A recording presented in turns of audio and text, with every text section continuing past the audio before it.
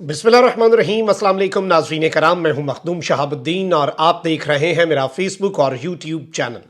उम्मीद करता हूं आप सब लोग बखैर आफियत होंगे और जहां भी होंगे अपने अहले खाना समेत खुश भी होंगे और महफूज भी। नाज़रीन कराम, नून लीग और एस्टैब्लिशमेंट के लिए एक बहुत बड़ा सरप्राइज सामने आ रहा है और पिछले कुछ दिनों से अंदर खाते जो गेम पक रही है, आसिफ अली जरदारी जो एक मंसूबा तैयार कर रहे हैं वो बड़ा इंटरेस्टिंग है, क्योंकि इस सब के अंदर एक नया कार्ड, एक नया पत्ता जो है वो आसिफ अली जरदारी ने शो करा दिया है। और ये पत्ता जैसे ही फेंका है, पूरी की पूरी बाजी जो है वो उलट दी है और पलट भी दी है, क्योंकि आसिफ अली जरदारी का पैगाम जमान पार्क तक जा पहुंचा है। ये बड़ी आम डेवलपमेंट्स हैं और इस सब के अंदर बिलावल का वजीर आजम बनना इस वक्त क्यों मुश्किल है और पिछले एक दो हफ्ते से पीपल्स पार्टी क्या गेम कर रही है। और आज आसिफ अली जरदारी साहब ने एक गुफ्तगू की है। इस गुफ्तगू में बज़ाहिर तो मईशत पर बातें की हैं और जारी बात है, आपको पता होना चाहिए कि इकॉनमी इस वक्त नंबर 1 प्रायोरिटी है पाकिस्तान की रियासत की, पाकिस्तान के ताकतवर हलकों की। रिसेंटली अभी जो वजीर आजम के साथ वजीर आजम हाउस में एक ऐलान भी किया आर्मी चीफ ने, वो भी आपके सामने है। और पाकिस्तान को एक डायरेक्शन में ले जाने के लिए, इकनॉमिकली पाकिस्तान को एक मुआशी ताकत बनाने के लिए कुछ चीज़ों के ऊपर आप कह लें कि कंसेंसस हुआ है और इस सब में 2035 तक का मंसूबा भी है। लेकिन अब आपने ज़रा सियासत समझनी है। अच्छा, मेरी आपसे एक और दरख्वास्त ये भी है कि इस वक्त ज़ाहिर बात है, आपको पता है कि सहाफ़त और आज़ादाना सहाफ़त कितनी मुश्किल हो चुकी है। लोगों की आवाज़ें बंद भी होती हैं, सब कुछ हो रहा है जो कि बड़ा काबिल मज़म्मत है। इमरान रियाज़ भाई जो हैं, उनके हवाले से जितने कंसर्न्स हैं, इतना अरसा हो गया, उनके लिए भी दुआ कीजिएगा। और हमारे चैनल को भी ज़ाहिर बात है बहुत सी मुश्किलात का सामना है और ऑब्वियसली रिपोर्ट किया जाता है मुखालिफिन की तरफ से, तो आपके लाइक्स जो हैं वो हमें ज़्यादा से ज़्यादा चाहिए उस असर को तोड़ने के लिए। लाइक करें, कमेंट करें और शेयर्स जो हैं वो आप करें और बिलखुसूस लाइक करें और इमरान रियाज़ के लिए भी आवाज़ उठाना जो है वो कभी ना भूलें। बिलावल भुट्टो जरदारी जो हैं पिछले कुछ दिनों से जो स्टेटमेंट्स दे रहे हैं इस हुकूमत के हवाले से, मईशत के हवाले से, बजट के हवाले से, हुकूमत को तड़ियां लगा रहे हैं। आज बिलावल ने अचानक अपना पैंतरा बदला है और बिलावल ने कहा है कि बाकी सबके लिए तो डार साहब हैं लेकिन मेरे लिए तो अंकल डार साहब हैं। सदर जरदारी के बारे में तो मशहूर है कि वो यारों का यार है और हमारा वक्त का जो सियासी यार है वो मुस्लिम लीग नवाज है। और इन्होंने कहा कि इस वक्त का हमारा सियासी यार जो है, हम तो उसके साथ यारी निभाएंगे। हमने ना धोखा दिया है ना हम कभी धोखा देंगे, हमने तो हमेशा यारी निभाई है। और इन्होंने कहा कि मैं जानता हूं कि वजीर आजम शहबाज शरीफ कितनी मेहनत से काम करते हैं। शहबाज शरीफ की जो मेहनत है, अब वो इन्होंने वैसे बात उसके ऊपर नहीं की कि शहबाज शरीफ साहब जो हैं उनकी आप देखें ना कि जो इन्होंने स्टेटमेंट दी है कि इन्होंने ये नहीं कहा कि शहबाज शरीफ की मेहनत रंग ला रही है, लेकिन इन्होंने कहा कि गवाही देता हूं कि शहबाज शरीफ जैसी मेहनत से काम करने वाला मैंने आज तक बंदा नहीं देखा। और इन्होंने और भी कुछ बातें कही और इस सब के अंदर इन्होंने एक तरह से इमरान खान साहब जो हैं उनके लिए भी एक ऑफर जो है वो पार्लियामेंट की टेबल पे रखी। और इन्होंने कहा कि पाकिस्तान तहरीक इंसाफ को कई दफ़ा पैगाम दिया कि चेयरमैन पाकिस्तान तहरीक इंसाफ यानी कि इमरान खान साहब 9 मई के वाक़े से लाताल्लुक़ी का इजहार कर दें, इस पर माफ़ी मांग लें। इस लीडर ने बात नहीं मानी और इमरान खान साहब ने पार्टी को बंद गली में धकेला। यानी एक जानिब बंद गली में धकेलने की बात तो कर रहे हैं, लेकिन वहीं दूसरी जानिब ये सब कुछ भी कह रहे हैं कि लाताल्लुक़ी का इजहार कर दें। इसके साथ इन्होंने कहा कि अदलिया कानून की बालादस्ती को कायम करें। लेकिन इस सब के अंदर आसिफ अली जरदारी जो है उन्होंने एक गुफ्तगू की है। मैं पहले गुफ्तगू आपके सामने रखूंगा और फिर जो एनालिसिस है वो इतना इंपॉर्टेंट है कि वो आपने जरूर सुनना है और आपने डॉट्स जो हैं वो कनेक्ट करने हैं। साबिक सदर आसिफ अली जरदारी का कहना है कि मैंने किसी को धोखा नहीं दिया और मैं मुस्लिम लीग नून को भी धोखा नहीं दूंगा। All Pakistan textile mills association के रहनुमा गौहर एजाज के हमरा प्रेस कॉन्फ्रेंस करते हुए आसिफ जरदारी का कहना था कि मुझे अभी पता नहीं कि IMF हमें पैसा देता है या नहीं, लेकिन मेरे ख्याल से $2 अरब की चीनी है उसको एक्सपोर्ट किया जाए। उन्होंने कहा कि मैं अपनी नजरियात और कारोबारी पॉलिसी से पैसे कमाता हूं। किसी भारतीय ने कहा कि जरदारी साहब ने $100 बिलियन का भंड मारा है, ये हम करके दिखाएंगे, भंड नहीं मारेंगे, मैं सनत के साथ खड़ा हूं। तालीम के निज़ाम पर बात की और तमाम तर चीज़ें जो हैं उस सब के अंदर इन्होंने मजीद बातें भी की और बड़ी दिलचस्प बातें आसिफ अली जरदारी करते रहे और कहते हैं कि जी मेरी फैमिली और कुछ सियासी खानदानों के अमीर होने से कुछ नहीं होगा। अब इन्होंने इमरान खान साहब, जाहिर बात है आपको पता है कि इमरान खान साहब का नाम जो है वो मीडिया पर लेने पर पाबंदी है, तो साबिक सदर ने कहा कि मैंने क्रिकेटर को दूसरे दिन ही कहा था कि मैं मिसाक़े मईशत के लिए तैयार हूं। क्रिकेटर से यह भी कहा कि इससे कोई फर्क नहीं पड़ता कि तुम मेरे साथ क्या करते हो। रोना धोना सिर्फ इस बात का है कि मजीद नोट नहीं बन रहे इस वक्त मुल्क के हालात जो हैं। इस सब के अंदर उन्होंने कहा कि सियासत पर बात करनी हो तो बिलावल हाउस आ जाएं, मैं यहाँ पर टेक्सटाइल पर बात करने के लिए आया हूँ। और इस सब के अंदर इन्होंने एक और चीज़ ये भी कही कि मैंने इमरान खान को ये कहा था कि मिसाक़े मईशत साइन कर लो। बिलावल कह रहे हैं हमने इमरान खान साहब को ये कहा है कि आप 9 मई के वाक़यात से लाताल्लुक़ी का इजहार कर दें और आप उस पर माफ़ी मांग लें कौम से। तो ये सारी चीज़ें जो हैं ये वो मिस कॉल्स हैं जो आप कह लें कि ज़मान पार्क तक पहुँचाई जा रही हैं, पैगामात पहुँचाए जा रहे हैं। और साथ जरदारी साहब ने एक मरतबा फिर, और इससे पहले वैसे एक इशारा भी आ चुका है।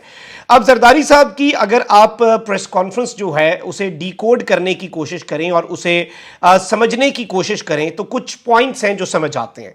प्रीटेक्स्ट क्या है, इससे पहले क्या हुआ, पस मंजर क्या है। जरदारी साहब जो है वो मेन आर्किटेक्ट थे और प्लान ये था कि जरदारी साहब ही मेन बेनिफिशरी होंगे वोट ऑफ नो कॉन्फिडेंस के। और बिलावल भुट्टो जो हैं उन्हें अगले इंतखाबात के बाद वजीर आज़म बनवाने का मंसूबा भी बन चुका था। और गालिबन ये भी खबर आई थी कि Bilawal was the only leader जिन्हें जनरल बाजवा के पास डायरेक्ट एक्सेस हासिल था। ये फैसिलिटी किसी और सियासी रहनुमा को उस तरह से हासिल थी ही नहीं।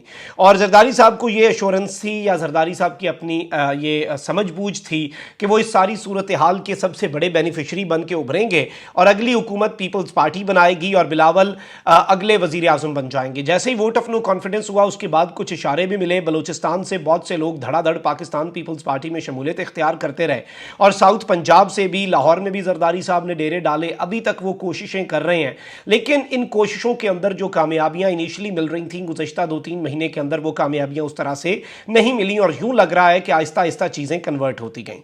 और जैसे ही इस्तेहकाम पाकिस्तान पार्टी का वजूद जो है वो मंजर आम पर आया तो जरदारी साहब को अपेरेंटली जो समझ लग रही है वो ये है कि एक धचका लगा कि गेम उनके हाथ से निकल रही है। पंजाब में पीपल्स पार्टी के लिए मोहसिन नकवी जो कि जरदारी साहब का बच्चा है और जरदारी साहब ने बुला के झाड़ भी मुबैना तौर पर पिलाई दुबई के अंदर कि भाई हमारे काम ही नहीं हो रहे, हमारे बैनर भी फाड़े जा रहे। तो लाहौर में मोहसिन नकवी के होते हुए पीपल्स पार्टी की राह में रुकावटें भी खड़ी हो रही हैं। अब ये भी नैरेटिव बन रहा है और जरदारी साहब के बहुत से करीब लोग जो हैं, जो साफ़ी हैं या फिर तज्जियाकार हैं, वो ये भी कहते हैं कि जी कहीं पीपल्स पार्टी और पीपल्स पार्टी को साइडलाइन करके नून लीग कहीं अपने सुर डायरेक्टली ताकतवर हलकों के साथ तो नहीं मैच कर रही। अब इस सब के अंदर इनकी एक ये अंडरस्टैंडिंग भी है कि इस्तेहकाम पाकिस्तान पार्टी जो है उसका फ़ायदा नून लीग को होगा। जहांगीर खान तरीन ऑलरेडी लंदन में है। जरदारी साहब ने दुबई में जब वो अपनी आंख का ऑपरेशन करवा रहे थे उन्होंने दुबई से खुसूसी तौर पर नवाज शरीफ साहब को कॉल की और कहा कि आपने जहांगीर तरीन से नहीं मिलना, ये जमहूरियत के उस रूह के मुनाफी है। ज़ाहिर बात है जरदारी साहब फिर IPP को थ्रेट ही देख रहे थे।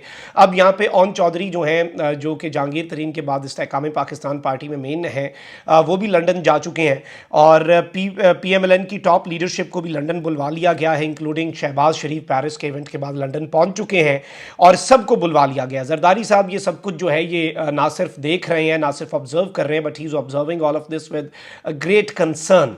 और बहुत ज़्यादा कंसर्न है जरदारी साहब को और इस वजह से ट्रस्ट डेफिसिट जो है वो बढ़ता जा रहा है। और ज़ाहिर बात है एक्सपेक्टेशंस हर्ट करती हैं। जरदारी साहब की एक्सपेक्टेशन थी कि पूरा पाकिस्तान वो ले उड़ेंगे।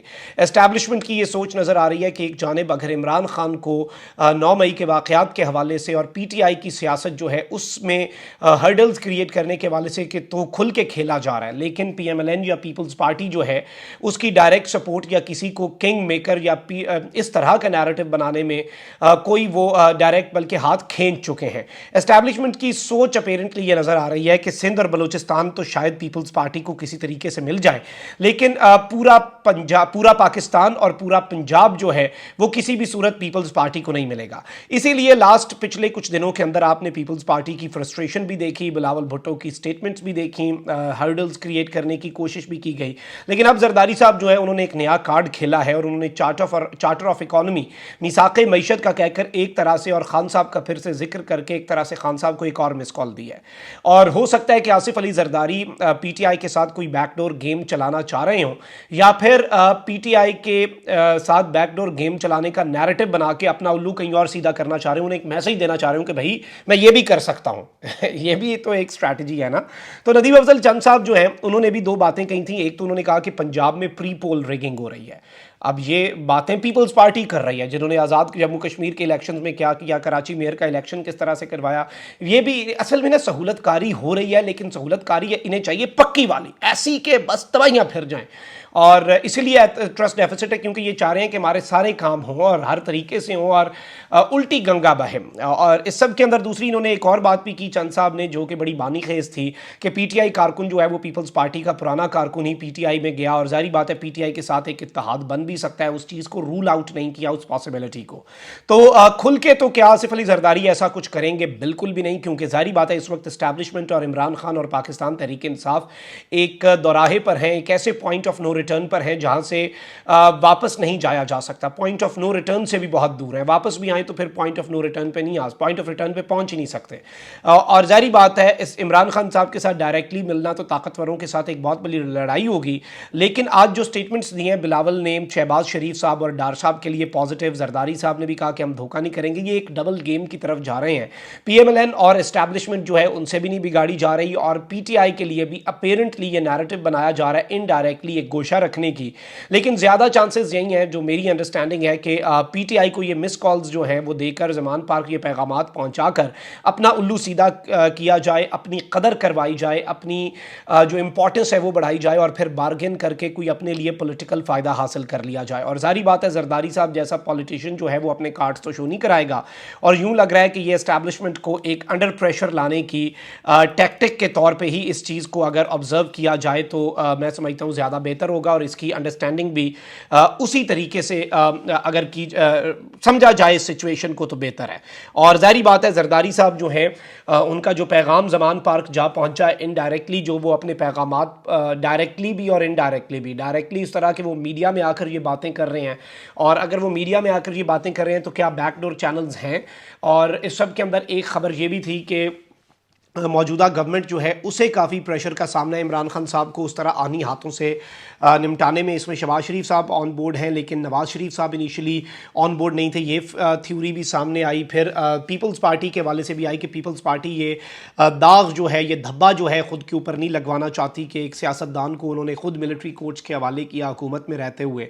और ये थ्योरी भी है सामने कि ज़ाहिर बात है कि ये अपोजिशन में भी जा सकते हैं ऑब्वियसली, अगर इन्हें अपने हालात ठीक होते हुए ना नजर आए, और ये पीएमएलएन को इस डूबती कश्ती में तनहा छोड़ के मीठा मीठा हप हप कड़वा कड़वा थू थू करना चाहते हैं। ऑल्दो अज़मा बुखारी साहिबा खुल के पीपल्स पार्टी पर तनकीद कर चुकी हैं कि ये सारे मज़े ले लिए और अब हमें अकेला छोड़ दिया इन सारे कामों के लिए।